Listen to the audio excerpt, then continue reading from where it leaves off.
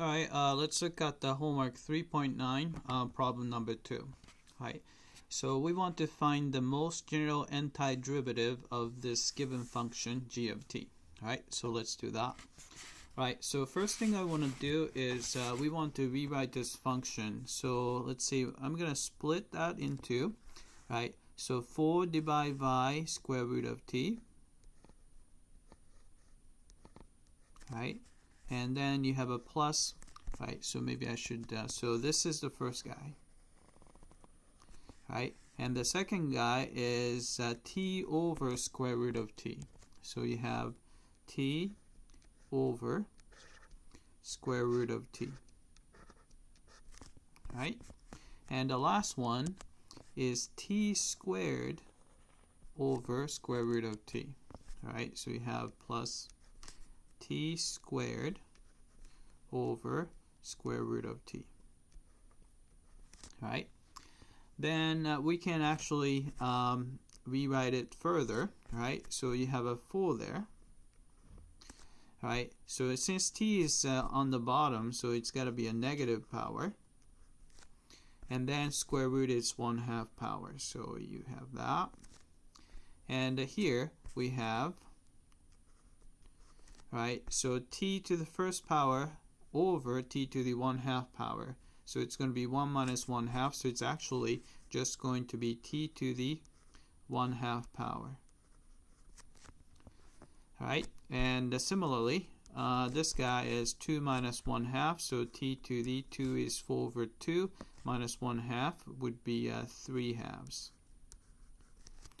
Alright, then we can find most general antiderivative, let's call it the capital G of x. Alright, this is going to be equal to, we can simply take the antiderivative of all three guys. So you have 4 t to the negative 1/2 power plus t to the 1/2 power plus t to the 3/2 power, and with respect to t.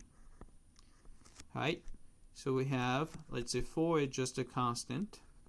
Right, add 1 to the power, so negative 1/2 plus 1 is positive 1/2. Right, divide by 1/2 is same as multiply by 2, so I'm just going to put the multiply by 2. Right, and plus add 1 to the power, so it's going to be 1/2 plus 1 is 3/2. Right, divide by 3/2 is multiply by 2/3. Just take the reciprocal, then multiply.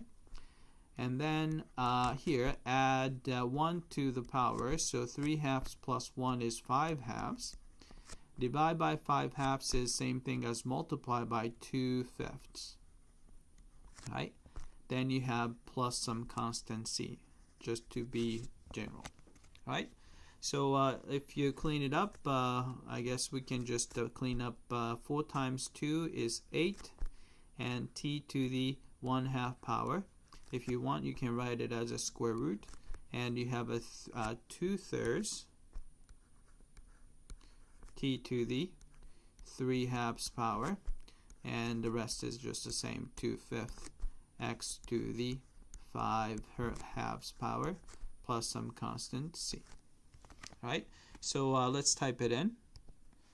Alright, so what we got was, alright, it's 8t, I'm not typing, 8t to the 1/2 power, and plus 2/3 t to the 3/2 power, 3/2 power, and plus 2/5 t to the 5/2 power. Right, then you have plus some constant c. Right, so let's go and Alright, so let's submit for testing. Alright, it came back and looks like we got this one correctly. Alright, that's it. I hope that this was clear.